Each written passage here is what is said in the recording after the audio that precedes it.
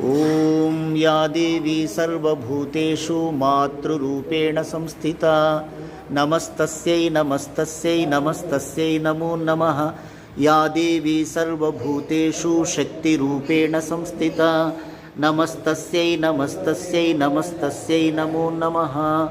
या देवी सर्वभूतेषु शान्तिरूपेण संस्थिता नमस्तस्यै नमस्तस्यै नमस्तस्यै नमो नमः।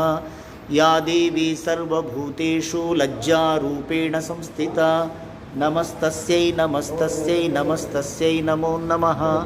या देवी सर्वभूतेषु दयारूपेण संस्थिता नमस्तस्यै नमस्तस्यै नमस्तस्यै नमो नमः। या देवी सर्वभूतेषु श्रद्धारूपेण संस्थिता नमस्तस्यै नमस्तस्यै नमस्तस्यै नमो नमः।